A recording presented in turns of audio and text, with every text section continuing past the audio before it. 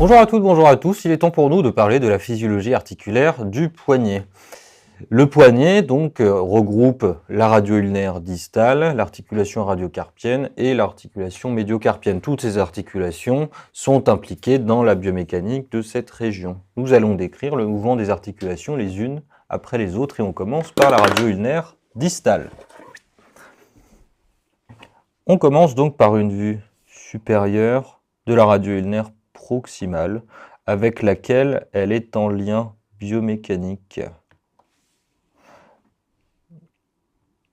Donc sur la vidéo du coude, j'avais un petit peu passé sur la radio ulnaire proximale car j'estimais que c'était plus judicieux d'en parler maintenant pour détailler le mouvement de pronosupination. Donc ici c'est l'ulna, ça c'est la gorge, l'incisure trochléaire et donc la tête radiale elle serait ici.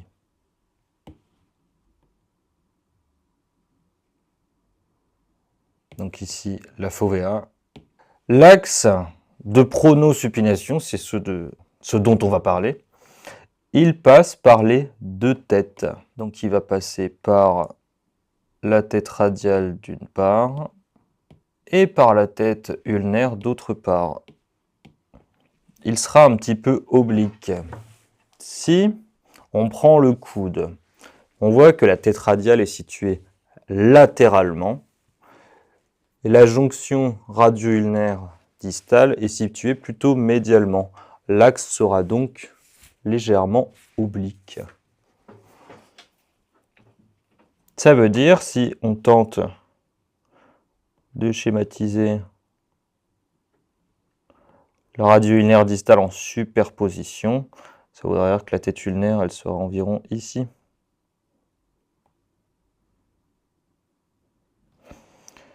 Et ici, vous auriez l'épiphyse distale du radius. Eh bien, les muscles qui seront en dedans donc, de cet axe oblique qui est donc entre les deux croix,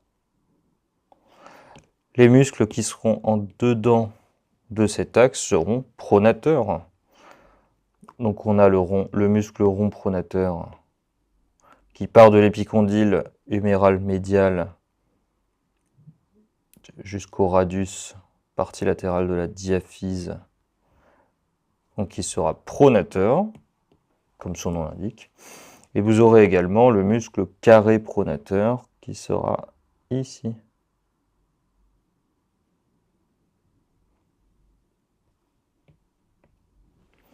Concernant les muscles supinateurs, ils vont être situés plutôt en dehors de l'axe. Donc on aura le supinateur qui va partir d'ici et d'ici. Voilà, je schématise, hein. On détaillera son anatomie plus tard, mais son trajet global, il est là.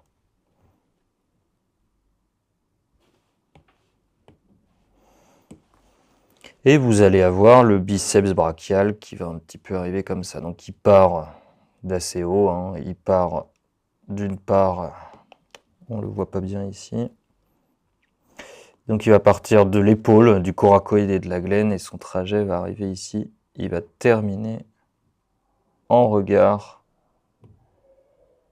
de l'axe. Il va terminer au niveau de la tubérosité radiale.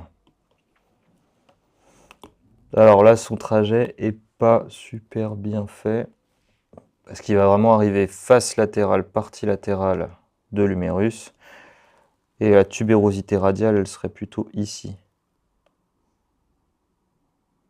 par rapport à l'axe. Donc lui, il serait plutôt situé comme ça.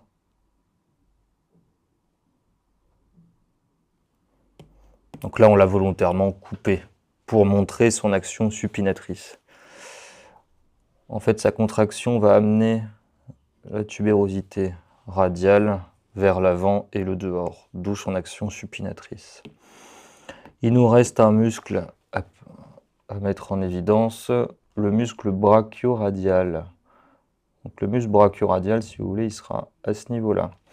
Il a une particularité, c'est-à-dire que lorsque le radius va partir donc en pronation, Donc si je devais schématiser, l'épiphyse distale du radius serait plutôt en avant et en dedans, eh bien le brachioradial le ramènerait en position neutre. Donc il est supinateur lors des mouvements de pronation. Si à l'inverse le radius il part vers l'arrière et le dehors, eh bien le brachioradial le ramènerait en position neutre. Ainsi, en supination, il est pronateur. Avec un autre schéma, on peut un peu plus facilement mettre en évidence le mouvement de pronosupination. Donc on va les décrire déjà en vue antérieure et ensuite les décomposer. Mouvement extrêmement important qui résumerait presque le membre supérieur, la fonction du membre supérieur. C'est la particularité qu'a le membre supérieur par rapport au membre inférieur. C'est cette capacité des os de l'avant-bras à pivoter, qu'ici la tête radiale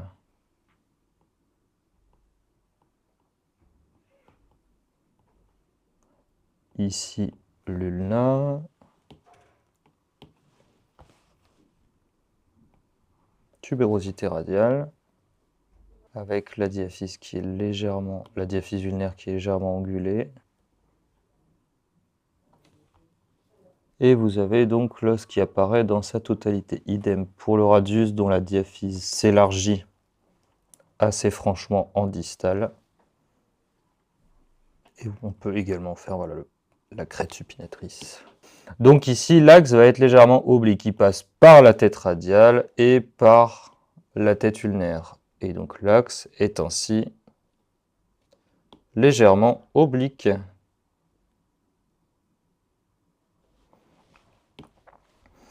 Avec donc en rouge les supinateurs. Donc ici le muscle supinateur. Ici le muscle biceps brachial. Ensuite, de l'autre côté de l'axe, on retrouve les muscles pronateurs, avec le rond pronateur ici.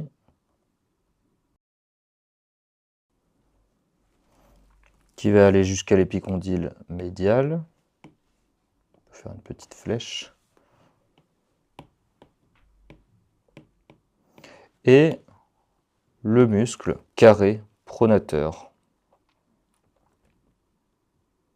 Et donc, lors des mouvements de pronation, il va se passer la chose suivante. Donc, c'est vraiment le radius qui va être mobile par rapport à l'ulna. Donc, le plan est transversal oblique, perpendiculaire au plan, l'axe passe par les deux têtes. Eh bien, lors du mouvement de pronation, donc, le radius va pivoter autour de la tête ulnaire. Il va passer en avant et en dedans. Le mouvement sera transmis au carpe grâce au ligament pronateur, le faisceau moyen du ligament radiocarpien postérieur. La tête radiale est convexe verticalement. Elle va basculer légèrement en bas. Si je devais la mettre en évidence sur le schéma, ça donnerait ceci. Qu'elle bascule comme ceci. Elle basculerait vers le bas. Et vous auriez sous l'effet de la rotation du radius, la tubérosité radiale qui serait ici.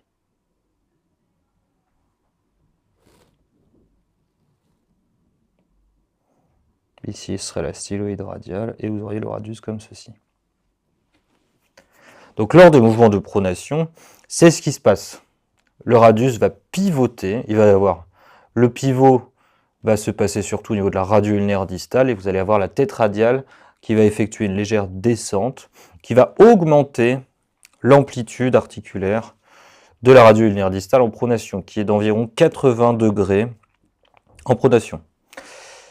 Si par exemple on fait le choix d'écraser quelque chose avec le pouce.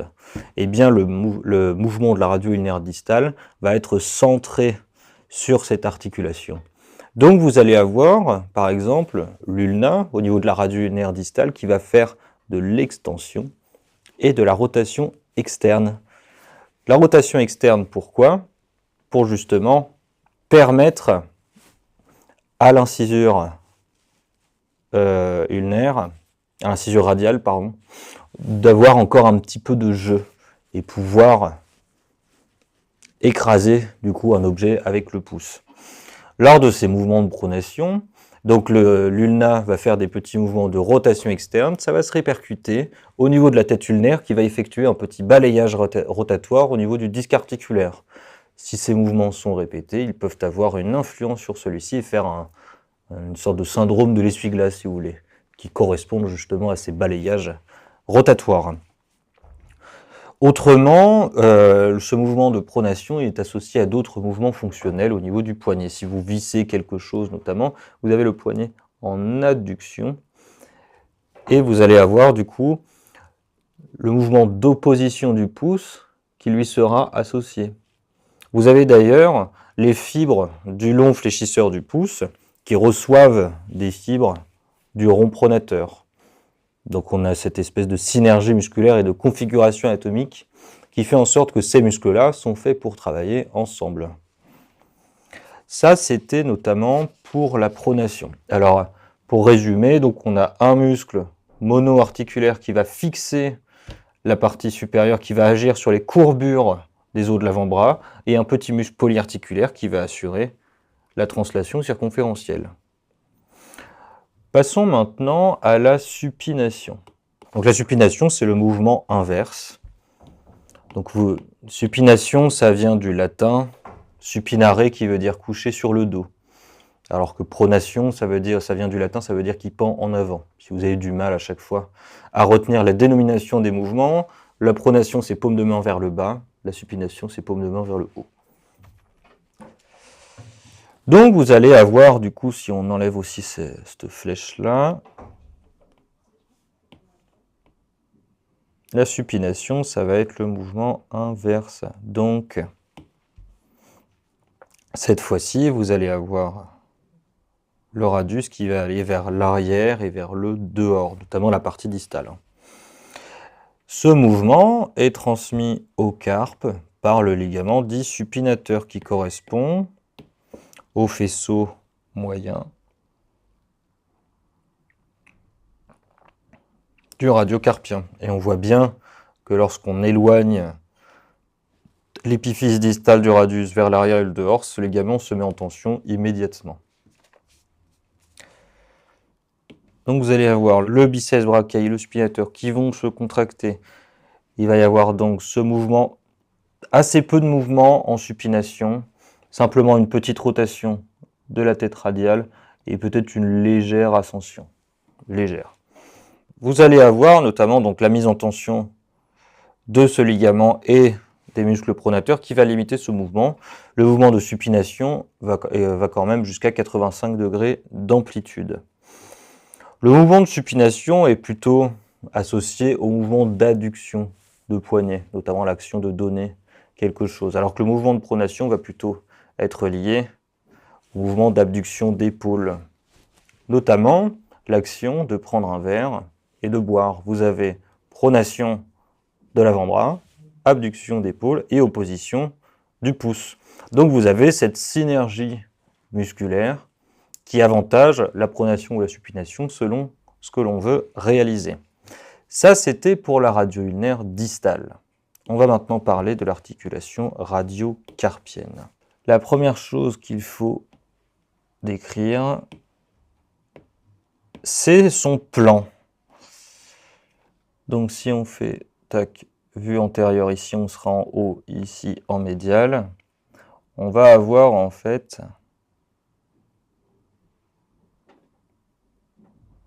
donc ici radius, ici l'ulna, avec alors le condyle carpien de manière très schématique. En fait, le plan de cette articulation n'est pas tout à fait droit. Il est spiroïde.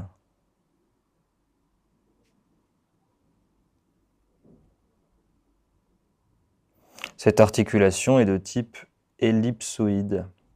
Et donc vous avez ce plan un petit peu plié, en forme de spirale, si vous voulez. Qu'est-ce que ça induit? Ça induit tout simplement que lorsque vous faites une flexion, vous aurez une inclinaison ulnaire associée. Et lorsque vous faites une extension, vous aurez une inclinaison radiale qui est associée. C'était surtout ça que je voulais dire à ce niveau-là. On va maintenant faire une vue inférieure du poignet pour détailler les muscles moteurs, notamment de la flexion-extension. Pour ce faire,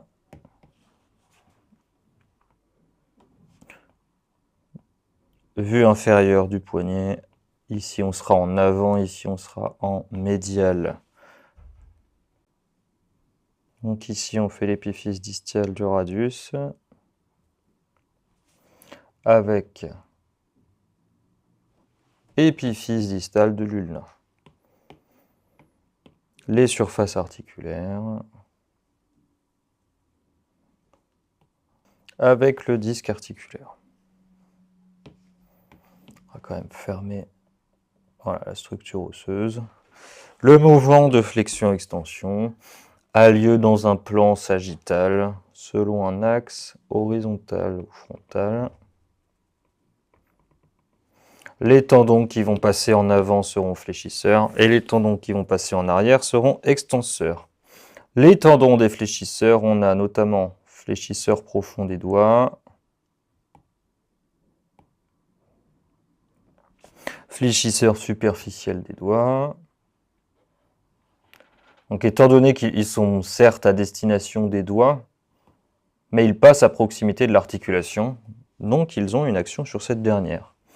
Le long palmaire, long fléchisseur du pouce, fléchisseur radial et ulnaire du carpe. Les muscles qui passent en arrière de l'axe sont extenseurs, court extenseur du pouce, long extenseur radial du carpe, court extenseur radial du carpe, long extenseur du pouce, extenseur des doigts, extenseur du 2, extenseur du 5 et enfin extenseur ulnaire du carpe. Que se passe-t-il lors des mouvements de flexion et d'extension? Eh bien, vous avez... Donc là, on va faire une vue latérale qui sera plus facile à décrire.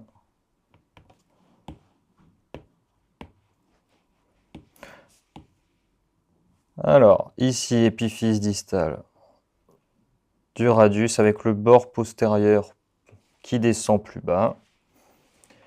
Et ici, vous allez avoir les os du carpe. Donc ici, vous avez le scaphoïde.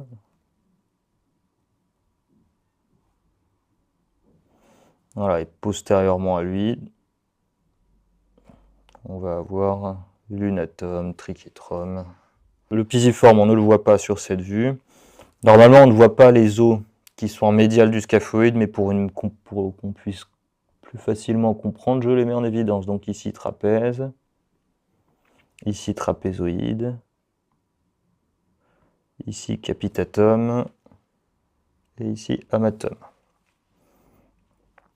Donc, l'axe du mouvement, il est ici. Il est bistyloïdien. Donc, lors des mouvements de flexion, le condyle carpien va basculer en avant. Il va buter contre le condyle carpien, ce qui va induire un mouvement de serrage. Les os de la première rangée du carpe vont être plus serrés entre eux. De plus, le scaphoïde a un rayon de courbure plus important que les autres os. C'est-à-dire que si vous mettez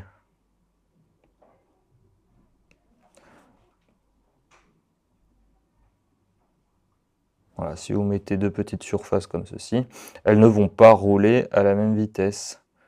Vous allez avoir le petit qui va pivoter davantage. alors que le grand n'en sera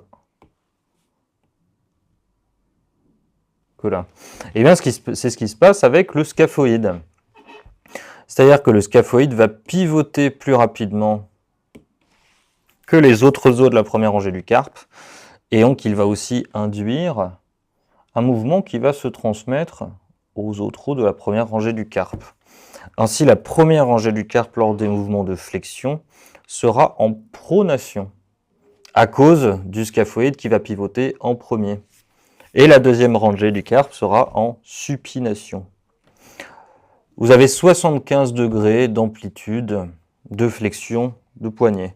50% vient de la première rangée et 50 degrés vient de la première rangée et 25 degrés vient de la deuxième rangée du carpe. Le mouvement est limité par la mise en tension des éléments postérieurs, ligamentaires, musculaires. Et au bout d'un moment, vous allez avoir le lunatum qui va buter contre le tubercule lunarien en antérieur. Pour les mouvements d'extension, donc c'est la face dorsale de la main qui se rapproche de la face dorsale de l'avant-bras. Donc le mouvement d'extension est l'inverse du mouvement de flexion, à savoir que le carpe va basculer vers l'arrière. Donc contrairement au mouvement de flexion, vous allez avoir la première rangée qui sera en supination et la deuxième rangée qui sera en pronation, toujours à cause du scaphoïde qui va pivoter plus vite que les autres. Ce mouvement d'extension est associé à un mouvement d'inclinaison radiale, contrairement au mouvement de flexion qui sera associé à un mouvement d'inclinaison ulnaire. Donc d'une part, à cause du plan de l'articulation qui est spiroïde, et d'autre part, à cause du scaphoïde qui va pivoter en premier. Ensuite, nous allons passer au mouvement d'abduction et d'adduction. Pour cela,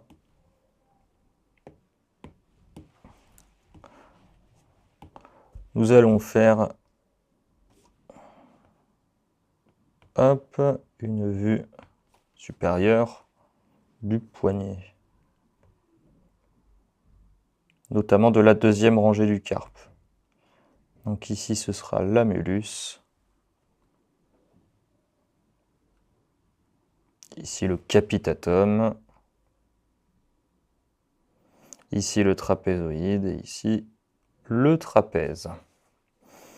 Les mouvements d'abduction-adduction ont lieu dans un plan frontal selon un axe antéro-postérieur. Donc ici, rétinaculum des fléchisseurs avec une petite arcade pour le fléchisseur radial du carpe, qui sera abducteur de poignet car il passe en dehors de l'axe. Vous allez avoir long abducteur du pouce, court extenseur et long extenseur du pouce.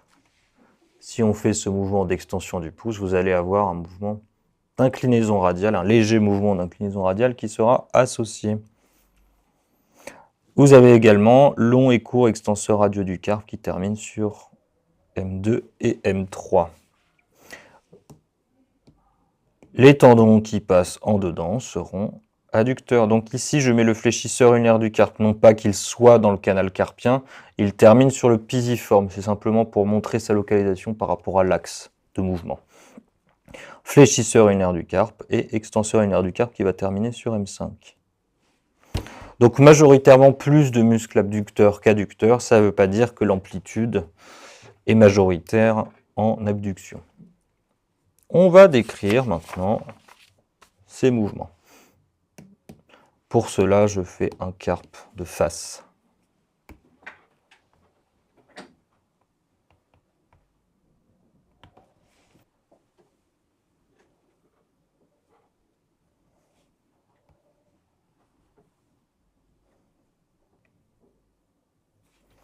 Avec le trapèze, il ne nous manque plus qu'à mettre épiphyse distale des os de l'avant-bras avec tubercule lunarien ici. Donc au niveau abduction-adduction. Donc si on commence par le mouvement d'abduction, donc il est d'environ 15 degrés. Vous allez avoir 40% de la première rangée du carpe qui va faire le mouvement et 60% la deuxième, l'articulation médio-carpienne. Donc ce mouvement va écarter le condyle carpien de l'axe du corps. Vous allez avoir la première rangée qui va partir en pronation et en flexion. Donc elle va faire comme ceci. Et tandis que la deuxième rangée va partir en extension et en supination. Comme ceci. Donc en fait, le mouvement d'abduction va ouvrir d'une part cet espace, et alors virtuellement ouvrir aussi cet espace. Les mouvements différentiels de la première et de la deuxième rangée du carpe donc vont avoir pour mouvement final inclinaison ulnaire ou abduction du poignet. L'adduction, ce sera le mouvement plutôt inverse. Donc vous aurez la première rangée du carpe qui ira en extension-supination.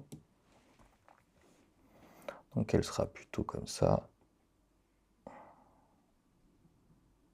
Et à l'inverse, la deuxième rangée, elle sera plutôt en flexion-pronation. Par là. Donc vous allez avoir virtuellement cet espace entre la première et la deuxième rangée qui va s'ouvrir. Ces mouvements d'abduction-adduction sont notamment limités par la mise en tension des ligaments collatéraux. Le ligament collatéral ulnaire va limiter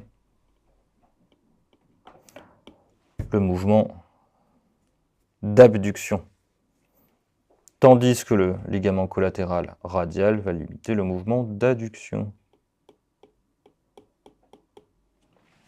Voilà, dernière chose que j'aimerais aborder, c'est simplement les os du carpe. Donc ils sont certes reliés entre eux par des ligaments interosseux, mais ils sont assez sujets à des hyperlaxités ligamentaires, c'est-à-dire que leur mobilité est souvent assez excessive.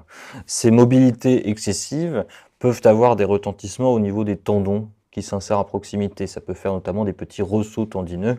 Ces ressauts tendineux prédisposent aux inflammations et donc aux pathologies tendineuses.